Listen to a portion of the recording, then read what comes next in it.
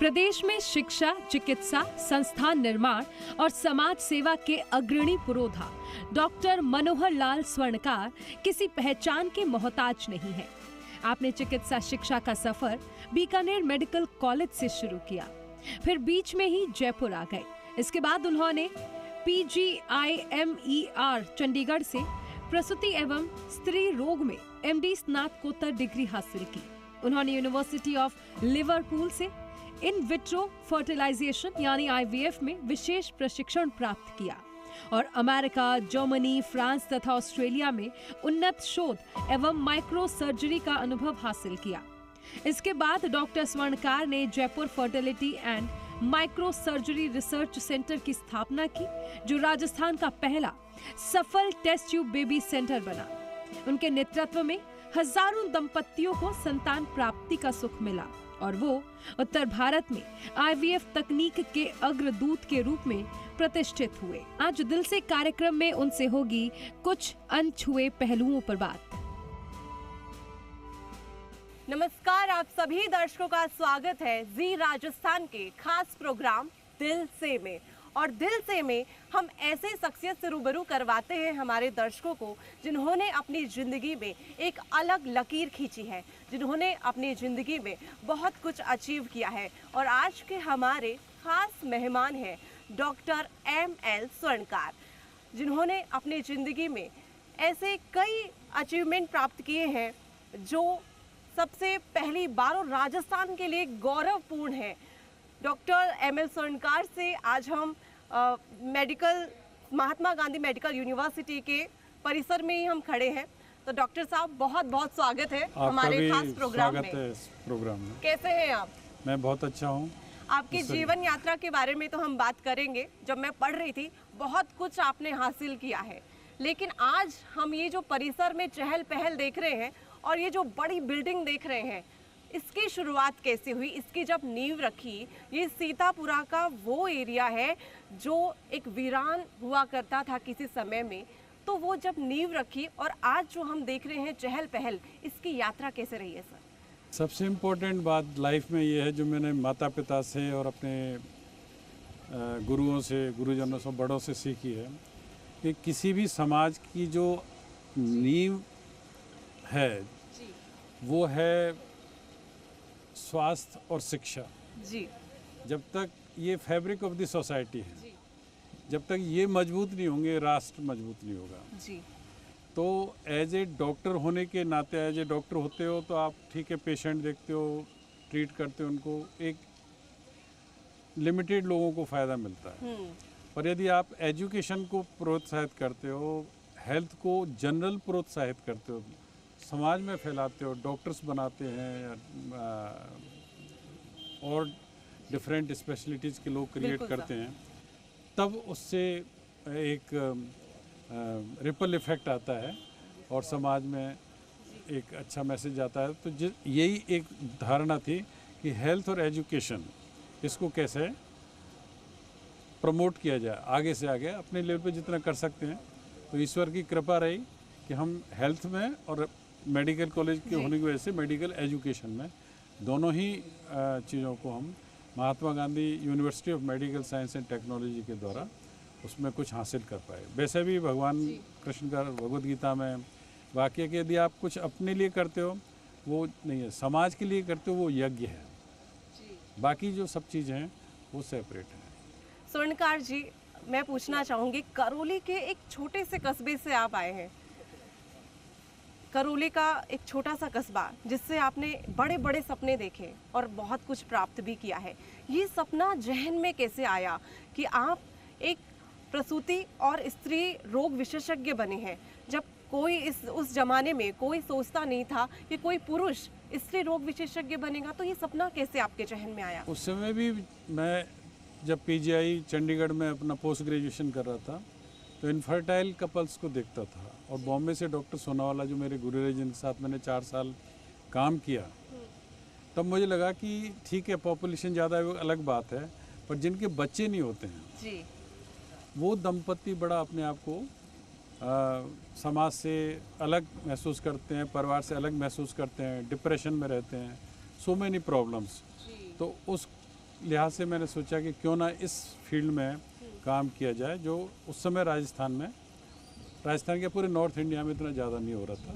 India में just शुरू हुआ था, बॉम्बे में और कैलकाटा में।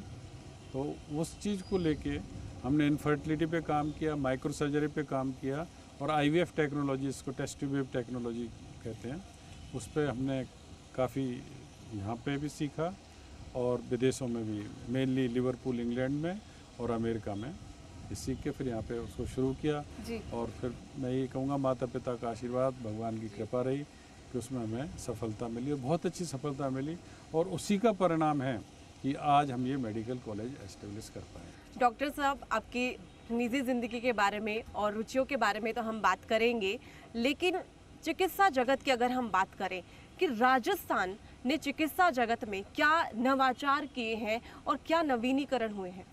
राजस्थान में देखते देखते मैं 35 साल से देख रहा हूँ जी। और स्पेशली लास्ट 10 ईयर्स में तो बहुत ज़्यादा ग्रोथ हुई है। स्पेशली आप देखें कि ऑर्गन ट्रांसप्लांटेशन में किडनी ट्रांसप्लांट है, लीवर ट्रांसप्लांट है, हार्ट ट्रांसप्लांट है, इसमें फिनोमिनल ग्रोथ हुई है जी। आज Mahatma Gandhi hospital top 5 centres में पूरे इंडिया में किडनी ट्रांसप्लांट में आता है। लगभग 2 किडनी ट्रांसप्लांट डेली करते हैं जी। इसी तरह लीवर ट्रांसप्लांट में भी भारत का एक प्रमुख केंद्र बन के उभर रहा है, और हर महीने या वीक में 3 से 4, 5, 6, 7, 8 इस तरह से डिपेंड करता है किस महीने में क्या है केसेज करते हैं। और कैंसर में काफ़ी डेवलपमेंट हुआ है, कैंसर के इलाज में medical oncology, surgical oncology, immunotherapy, radiation oncology, इनमें बहुत ज़्यादा एक्स्ट्राऑर्डिनरी डेवलपमेंट हुआ है। अच्छी अच्छी मशीनें लगी हैं, साइबर नाइफ तक यहाँ पहला इंस्टॉल हुआ है।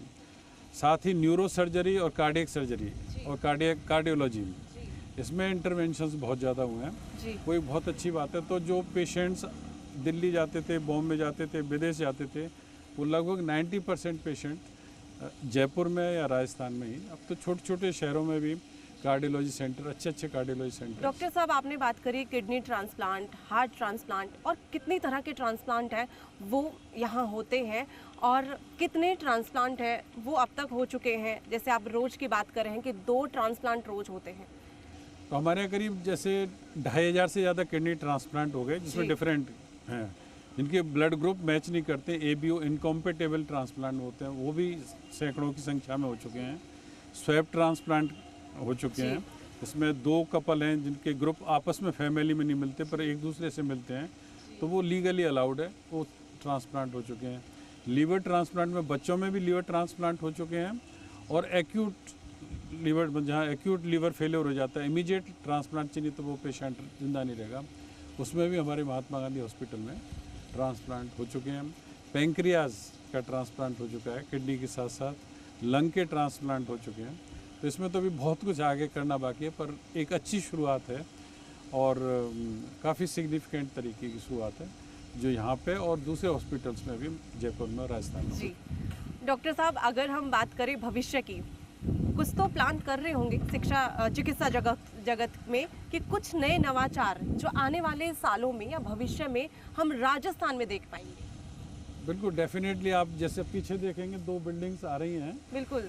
ये एक एडवांस पीडियाट्रिक सेंटर है जिसमें बच्चों के लिए 250 बेड का है, किसी भी प्रकार की डिफ़िकल्ट से difficult surgery dedicated to the children जी, वो हॉस्पिटल है। दूसरा एक टावर है पूरी, वो लीवर के लिए, GI साइंसेज, हाथों की जो बीमारियां होती हैं उसके लिए डेवलप कर रहे हैं जी। साथ ही ये जो ब्रांचेज हैं, मैं ये नहीं कह रहा कि महात्मा गांधी मेडिकल कॉलेज या यूनिवर्सिटी में डेवलप हो रही हैं, और जगह भी डेवलप हो रही हैं। तो राजस्थान बहुत अच्छी तरह पिकअप हो रहा है, और राजस्थान एक्चुअल में मेडिकल टूरिज्म में ज़्यादा डेवलप होना चाहिए था, क्योंकि यहाँ पे टूरिज्म का बहुत ज़्यादा स्कोप है। आपको पता है जयपुर, जोधपुर, उदयपुर कितने जैसलमेर सेंटर हैं, और मे भी अभी इतनी कनेक्टिविटी नहीं थी या इतने अच्छे सेंटर्स, मेडिकल सेंटर्स नहीं आए थे। और मुझे विश्वास है कि आने वाले 10 या 15 साल में मेडिकल टूरिज्म का राजस्थान हब होगा, और सरकार भी इसमें हमें पूरी मदद कर रही है। डॉक्टर साहब, वैसे तो सब परिचित ही होंगे VIF की अगर हम बात करें, और अगर हम बात करें कि इनफर्टिलिटी की अगर हम बात करें, तो इनफर्टिलिटी से परिचित कैसे आपने करवाया, और अब कितने केसेस ऐसे आते हैं? क्या अभी भी वही संकोच है जो पहले महिलाओं में होता था राजस्थान जैसे राज्य में, क्योंकि महिलाओं की आप स्थिति जानते हैं, कहीं ना कहीं संकोच होता है अपनी बीमारी को बताने में। लेकिन इनफर्टिलिटी क्या है, क्या एक बीमारी है, क्या इसका इलाज संभव है, आज भी कई सवाल हैं जो लोगों के मन में होते हैं। अब तो हम काफ़ी आगे आ गए हैं। जब मैंने शुरू किया था आज से 35-40 साल पहले, तब बहुत झिझक थी, बिल्कुल एक इनिबिशन था और सोशल स्टिग्मा था। अब अवेयरनेस बहुत फैल चुकी है। और जहाँ तक टेस्ट ट्यूब बेबी टेक्नोलॉजी का सवाल है, जगह जगह टेस्ट ट्यूब बेबी के सेंटर्स, IVF सेंटर्स डेवलप हो चुके हैं। टेक्नोलॉजी बहुत एडवांस हो चुकी है। जहाँ पहले 10, 15, 20% सक्सेस थी, वहाँ यदि अच्छा इलाज हो तो 50% पेशेंट्स को लाभ होता है। दूसरा ये कि इनफर्टिलिटी के केस बढ़ रहे हैं जी। उसका कारण ये है कि लेट मैरिज हो रही है, क्योंकि इसमें जो महिला है उसकी उम्र का बहुत इम्पोर्टेंस है। तो जैसे 35 साल पे शादी होगी, 40 साल पे शादी होगी या 30 साल के बाद शादी होगी, तो जो प्रेगनेंसी या फर्टिलिटी रेट है वो डाउन आ जाती है। जी। तो सर पहली बिल्डिंग ये वाली थी, जी, जी। उसके बाद में कितनी बिल्डिंग्स हैं अब? उसके बाद फिर ये श्री राम कैंसर सेंटर आया, और फिर उसके बाद हीमेटोलॉजी टावर आई, फिर ये संजीवनी ब्लॉक आया, बाकी फिर एडमिनिस्ट्रेटिव ब्लॉक्स आए, तो काफ़ी डेवलप, 8-10 बिल्डिंग और आ चुकी हैं। और यहाँ पर आसपास के ग्रामीण क्षेत्रों से काफ़ी मरीज आते हैं। 70% ग्रामीण क्षेत्र ग्रामीण क्षेत्रों के मरीज हैं, ग्रामीण या कस्बे जिसको बोलते हैं। अब तो जयपुर शहर से भी बहुत मरीज आते हैं, बल्कि आसपास से भी जो स्पेशलाइज्ड ट्रीटमेंट है तो दूसरे राज्यों से भी हमारे यहाँ पेशेंट्स आते हैं। चिकित्सा के अलावा यहाँ पर और कौन कौन सी सुविधाएं हैं वो अस्पताल में है, इस परिसर में है? चिकित्सा के अलावा चिकित्सा शिक्षा है, जी। जैसे MBBS है, BDS डेंटल में है, नर्सिंग में है, ग्रेजुएशन है, पोस्ट ग्रेजुएशन है, फिजियोथेरेपी में है, और मेडिकल में भी MBBS के अलावा आपके पोस्ट ग्रेजुएशन में MD MS है, और सुपर स्पेशलाइजेशन है, DM और MCH है। DM और MCH तो राजस्थान में सबसे ज़्यादा number of courses Mahatma Gandhi university of medical sciences में ही चलते हैं, तो ये एक अच्छी बात है। बाकी हेल्थ इन्फॉर्मेटिक्स का कॉलेज है, हेल्थ मैनेजमेंट का कॉलेज है, तो इस तरह से 8-9 यहाँ पे संस्थाएं करती हैं। ये आप लेफ़्ट साइड में देख रहे हैं, यहाँ पे परिसर में कैनरा बैंक है। जी। जो और ग्रीनरी भी काफ़ी नज़र आ रही है, पेड़ पौधे यहाँ पे नज़र आ रहे हैं। पहले यहाँ पेड़ लगते नहीं थे, सॉल्ट था यहाँ ज़मीन में। जी। तो 1-2 साल हमने प्रयास किया, पेड़ नहीं लगे। उसके बाद फिर किसी ने बताया कि भाई नीम के पेड़ लगाइए, जी। तो नीम के पेड़ लगाए तो फिर लगना चालू हो गया। अब कोई भी पेड़ लगा सकते हो। अभी भी 3-4 हज़ार या 5 हज़ार तक पेड़ इसमें पूरे परिसर में आपको छोटे बड़े मिला के दिखेंगे। सुकून मिलता है इस जगह आकर के, क्योंकि आप इतने सालों का अनुभव हो गया है, पर आज भी आपने अपनी जो जड़ें हैं, रूट्स हैं, वो नहीं छोड़ी हैं। जहाँ से शुरुआत की वहीं पर, और ना राजस्थान से बाहर भी नहीं गए, बल्कि राजस्थान को ही इतना विकसित बनाया है आपने चिकित्सा जगत में। तो कितनी संतुष्टि मिलती है आप इतने बड़े परिसर को जब अपनी आंखों से देखते हैं? नहीं, बहुत अच्छा लगता है, और मैं तो इसको माता पिता का आशीर्वाद और ईश्वर की कृपा ही मानता हूँ जी। कि इतने कम समय में आज हम इस स्टेज पे आ गए, और लोगों का, पूरी समाज का, पूरी जनता का महात्मा गांधी अस्पताल पर विश्वास है। स्टूडेंट्स के लिए मोस्ट आफ्टर सॉर्ट सरकारी मेडिकल कॉलेजों के बाद महात्मा गांधी, प्राइवेट में महात्मा गांधी यूनिवर्सिटी को प्रेफर करते हैं, most after sought medical college.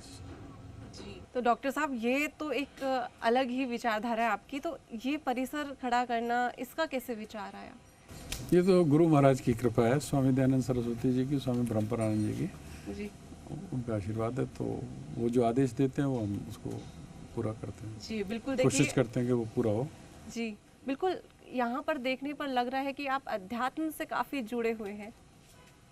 Bhagavad Gita मैंने यहीं सीखी है, सही बताऊँ। जी। 2010 से इसमें इंटरेस्ट हुआ, जी। और अब थोड़ा बहुत मैं रिसाइट कर लेता हूँ। ये स्वामी दयानंद सरस्वती जी का फोटो, जो मेरे गुरु महाराज हैं। जी। हमारे प्रधानमंत्री श्री नरेंद्र मोदी जी भी इनको बहुत मानते थे, और वो आगे जो देख रहे हैं वो स्वामी ब्रह्मपरानंद जी यहाँ पे रिसाइड करते हैं। सारे। बिल्कुल सर, बहुत ही अध्यात्म से जुड़ा हुआ आपका जीवन भी लग रहा है और परिसर में भी एक अलग ही है वो वाइब लग रही है। तो यहाँ पर आने के बाद में कोई सुकून कभी जैसे सुकून पाने के नहीं, लिए वो मैंने जैसे बोला ना कि शिक्षा और स्वास्थ्य जी और अपनी संस्कृति से जुड़े रहो। जी आप मॉडर्न भी बनो, मतलब टेक्नोलॉजिकली भी एडवांस हो, पर अपनी जो मूल है उसको नहीं छोड़ें, ये हाँ। सबसे इम्पोर्टेंट है।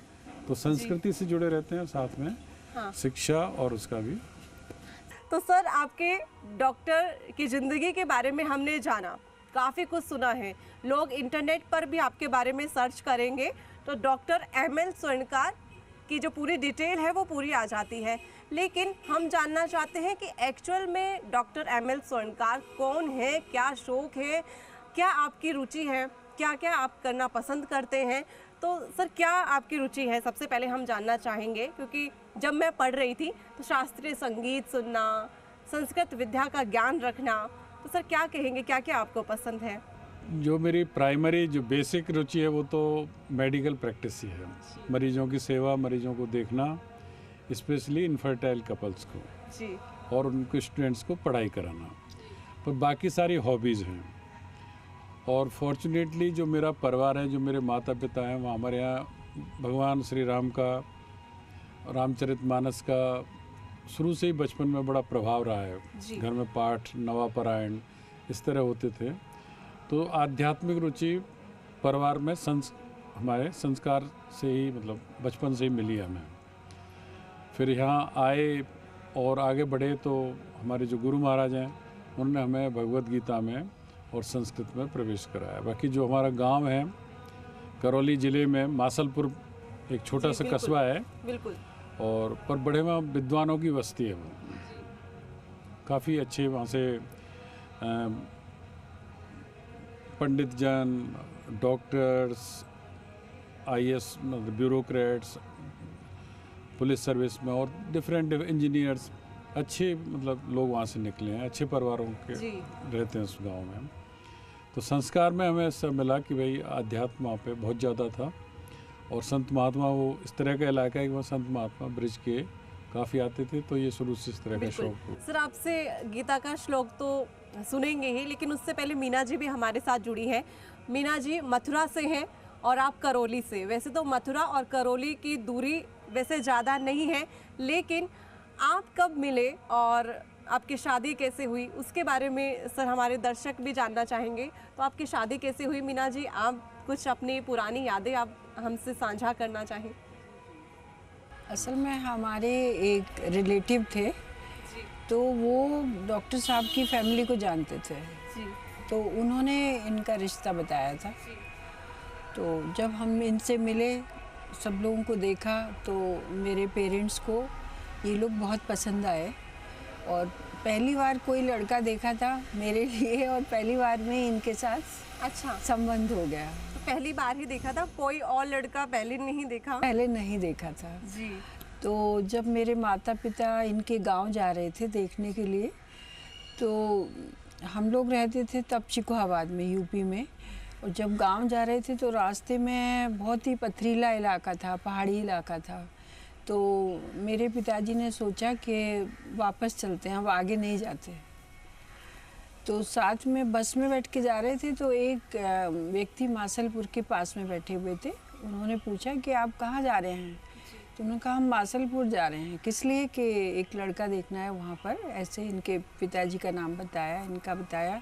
लेकिन अब हमारा प्लान बदल रहा है, हम सोच रहे हैं कि वापस ही चले जाएं। यहाँ तो कुछ खास दिखाई नहीं दे रहा, पत्थर ही पत्थर दिख रहे हैं। करौली जो एरिया है, करौली जो एरिया है जी, पहाड़ी एरिया है जी। हाँ।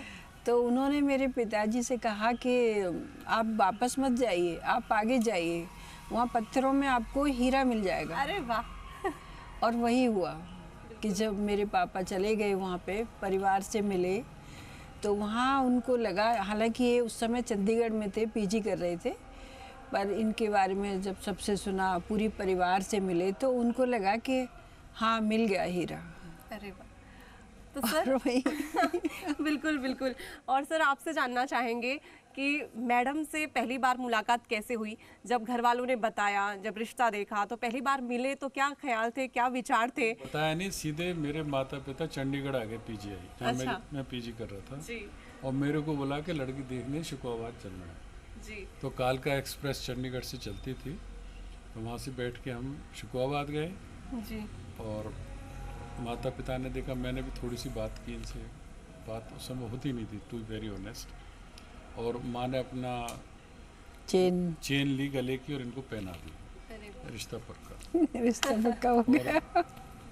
विदिन 2-3 मंथ शादी हुई। जी।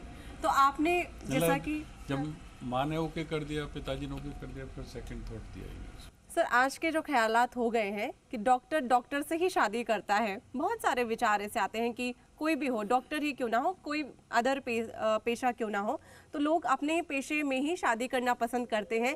लेकिन बहुत ही खूबसूरत जोड़ी जो इतने सालों से आप निभा रहे हैं, इसके बारे में क्या कहेंगे सर? की सहजता किसकी ज़्यादा है, किसकी धैर्य किसका ज़्यादा है, स्वभाव के बारे में क्या कहना चाहिए? धैर्य तो मीना जी का ही ज़्यादा है, और मेरा पर्सनल शुरू से ही ओपिनियन, मतलब विचार थे कि मुझे नॉन मेडिको वाइफ, मेरे जो जीवन संगी है वो होनी चाहिए जी। क्योंकि बच्चों की परवरिश के लिए आप रहोगे, अगर वाइफ भी साथ में चली जाएगी काम पे, तो फिर थोड़ा सा उनकी देखभाल में या उसमें दिक्कत आती है, और ये हुआ भी है। जी जैसे दोनों बच्चे 10th क्लास तक, मीना जी हमेशा टॉपर रही हैं अपने स्कूल की, कॉलेज की, आगरा यूनिवर्सिटी की केमिस्ट्री की फर्स्ट क्लास बाकी टॉपर रही हैं। तो फिजिक्स, केमिस्ट्री, बायोलॉजी, मैथ्स दोनों बच्चों को 10th क्लास तक इन्होंने ही पढ़ाई, और उसका फ़ायदा भी मिला। हमेशा 85-90%, ओवर 90% मार्क्स बच्चों के आए। और इवन इनके छोटे भाई को भी मैंने पढ़ाया अरे वाह। 10th तक। वो बॉम्बे में उंगली पकड़ के ले जाती थी, जो मेरे छोटे भाई राम रटन है, जी तो उनको भी 10th क्लास तक, 5वीं 8वीं 9वीं 10वीं 3 क्लास 3 तक क्लास तक। मुंबई में। सर ने बहुत बार गुरु आशीर्वाद का बात की है, आपने घर के संस्कार की आपने बात की है, तो सर भगवत गीता का आपने बार बार जिक्र किया, तो आपने बहुत कुछ सीखा होगा। कहते हैं कि गीता हमें बहुत कुछ सिखाती है जीवन के बारे में। अगर गीता कोई पढ़ ले तो जीवन के बारे में, जीवन काटना आसान हो जाता है, जीवन की सारी सीख मिल जाती है। तो सर आप गीता के लिए क्या कहना चाहेंगे, और कोई अध्याय का कोई श्लोक जो हमें सुनाना चाहें, हमारे दर्शकों को सुनाना चाहें? भगवत गीता तो ऐसा है कि पूरी तरह से समझना तो या तो अर्जुन ही समझ सके, या भगवान कृष्ण जी ने कही वो ही समझ सकते हैं, पर आप जब भी पढ़ोगे कुछ ना कुछ उसमें नई बात मिलेगी और आपको एक एनर्जी मिलेगी। हर चीज़ का सॉल्यूशन है, चाहे आप डॉक्टर हैं, चाहे आप कोई और दूसरे प्रोफेशनल हैं, बिजनेसमैन हैं, सन्यासी हैं, सबके लिए उसमें कुछ ना कुछ है। और सबसे बड़ी जो उसमें है भगवान की शरणागति, मेरा जो पर्सनल फीलिंग है।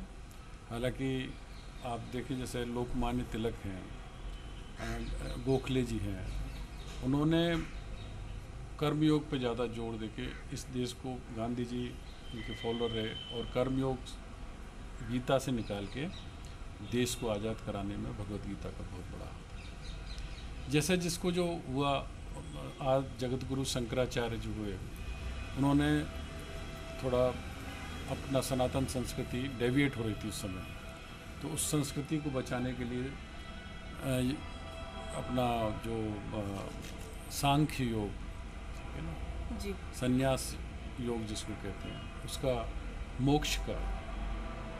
मोक्ष किस तरह प्राप्त की जाए, उसको बढ़ावा भगवत गीता से मिला। जी तो कर्म योग भी है इसमें, सांख्य योग भी है। और जैसे स्वामी राम सुखदास जी जो मेरे लिए बहुत आइडल हैं, उनका इंग्लिश वर्जन ही हमारे गुरु स्वामी दयानंद सरस्वती जी, और जिस दिन उनका देहावसान हुआ स्वामी राम सुखदास जी का, इंसिडेंटली मैं भी ऋषिकेश में था, जी और उनकी जो बुक्स हैं, जो उनकी टिप्पणियाँ हैं भगवत गीता पे, वो बड़ी अच्छी हैं, और अपने राजस्थान के रहने वाले थे, फॉर्चूनेटली बीकानेर साइड के। तो उनका मत है कि ये अल्टीमेटली ये जो ग्रंथ है वो शरणागति का, ईश्वर में शरणागति का ग्रंथ है। अनन्यास चिंतयन्तो माम ये जना परुपास्ते तेषाम नित्याभियुक्तानाम योग क्षेमम बहाम्यहम्। अर्थात जो अनन्य मन से जो मेरे शरणागति है, मेरा भक्त जो मेरे को भजता है, उसकी प्रति नित्याभियुक्ता नाम हर प्रकार से नित्य हमेशा योग और क्षेम जो प्राप्त है और जो प्राप्त नहीं है उसकी रक्षा मैं करता हूँ। ऐसी स्वामी राम सुखदास जी के जो 5 प्रार्थना के श्लोक है, उसमें से पहला श्लोक सुनाता हूँ आपको।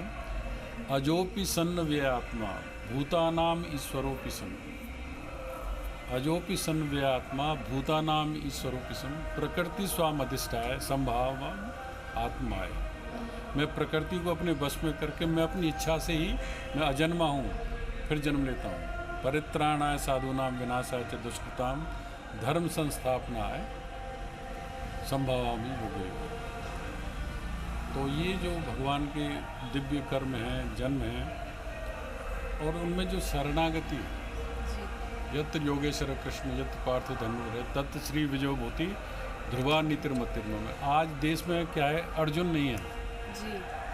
वो इस तरह के लोग नहीं है जो उस जैसा कोई बलशाली नहीं था, धनुर्विद्या वाला नहीं था, उस जैसा भगवान का भक्त नहीं था, उनके रोम रोम से कृष्ण कृष्ण निकलते थे, उस जैसा धनवान नहीं था, कुबेर को जीता। हर तरह की उनमें क्वालिटीज़ थी। ऐसे अगर 100 अर्जुन अपने देश में हो जाए आज, तो देश कहाँ से कहाँ पहुँच जाए। बिल्कुल मैम, आखिरी सवाल में एक छोटा सा सवाल करना चाहूँगी आप दोनों से ही कि सर की ऐसी कौन सी आदत है जो आपको बहुत ज़्यादा पसंद है और वो शुरू से है और अभी तक बदली नहीं है? ये बहुत सरल है जी। बहुत सरल और बहुत सहज है। बिल्कुल अभिमान नाम की तो खैर कोई चीज़ है ही नहीं इनके अंदर, पर कितना भी अचीव कर लें, कितना भी आगे चले जाएं, इनमें कोई चेंज नहीं आता, वैसे ही रहते हैं हमेशा सामान्य। ये बात बता दो। खराब बात तो मुझे पसंद ना हो। हाँ, जो पसंद में खराब नहीं, जो पसंद ना हो। नहीं, ऐसी कोई आदत नहीं है जो मुझे पसंद है। मुझे इनका सब कुछ पसंद है, ये हैं ही इतने अच्छे। अरे वाह। तो सर आप कोई ऐसी आदत, अब मीना जी ने कह दिया है तो एक जिम्मेदारी बढ़ गई है कि आप भी कोई कमी तो नहीं बताएंगे या कोई खराब आदत? नहीं, मुझे कहीं इधर उधर जाने नहीं देती है। अच्छा। तो रोक टोक रहती है? रोक टोक तो जैसी भारतीय नारियों की रहती है थोड़ी बहुत। वो सभी, मुझे लगता है सभी पुरुषों की ये हालांकि मेरी समस्या ऐसा है। कुछ है नहीं, पर ये बड़ा ध्यान रखती है। हाँ, ये ख्याल रखती हैं। तो बहुत बहुत शुक्रिया मैम आपका, और बहुत बहुत शुक्रिया सर आपका। मैं आई एम लकी, और जो मेरी ग्रोथ हुई है, जो हमारी संस्थान की ग्रोथ हुई है, हमारे बच्चों ने जो कुछ सीखा है, उसमें मीना जी का बहुत बड़ा हाथ है जी। और ये इन्हीं का ही, जैसे कहते हैं ना, there is always a women behind a man, वास्तव में सत्य है। बिल्कुल हमारे में तो बिल्कुल सत्य है। शायद ये नहीं होती तो मैं इतना ग्रो नहीं कर पाता। कभी इन्होंने मेरे को टोका नहीं। जिस समय हम क्राइसिस में भी थे, इवन जब मेडिकल कॉलेज बना रहे थे, पैसे की कई बार कमी आ जाती थी, बोला नहीं चिंता मत करो, सब हो जाएगा। भजन करना, पूजा पाठ करना, हमेशा सांत्वना दिलाना, नहीं सब ठीक हो जाएगा। वो मीना जी मेरी के सरल मदर स्वभाव के मुझे लगता गुण काफ़ी हैं मीना में। जी, वो इनके सरल स्वभाव सहजता से झलकता है। तो सर बहुत बहुत शुक्रिया हमारे दिल से खास प्रोग्राम में जुड़ने के लिए, और मैम आपका भी बहुत बहुत शुक्रिया। तो हमारे दर्शकों से उम्मीद करते हैं कि जी राजस्थान का ये खास प्रोग्राम दिल से में आज के हमारे खास मेहमान से बहुत कुछ सीखने को मिला होगा और बहुत कुछ जानने को मिला होगा। तो इसी के साथ आज के हमारे खास मेहमान डॉक्टर ML स्वर्णकार जी और उनकी वाइफ मीना जी थी, और आज का ये प्रोग्राम यहीं ख़त्म होता है और फिर अगले प्रोग्राम में मिलेंगे हम किसी खास मेहमान से।